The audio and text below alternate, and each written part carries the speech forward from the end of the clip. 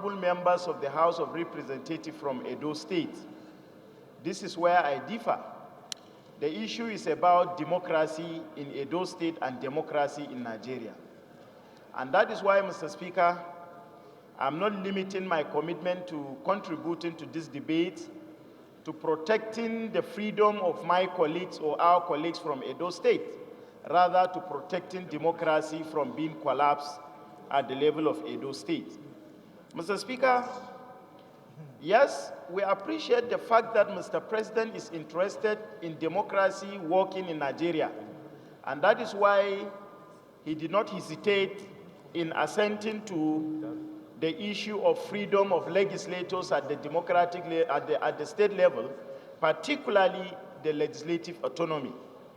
And that is why, again, from some of the basic principles of the federal government, you can see clearly the interest in terms of making sure that local government are independent in that regard.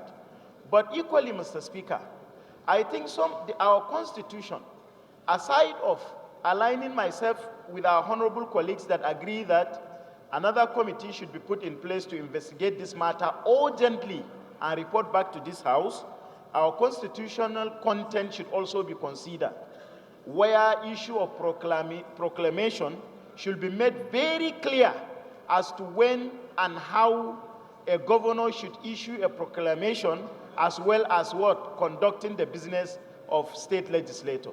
This is quite important. When you say a governor should only issue a proclamation, you will continue to be faced with this kind of hijacking democracy by state governors at the state level.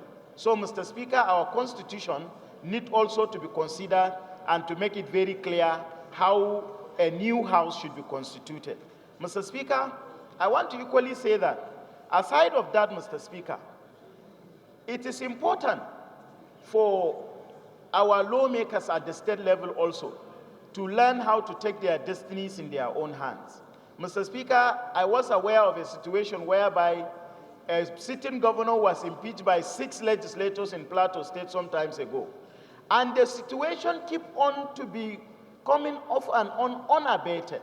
We must consider this issue to be very important, and we must find a lasting solution to this issue from reoccurring by checkmating the provisions of our Constitution in line with issuing proclamation and constituting a new House.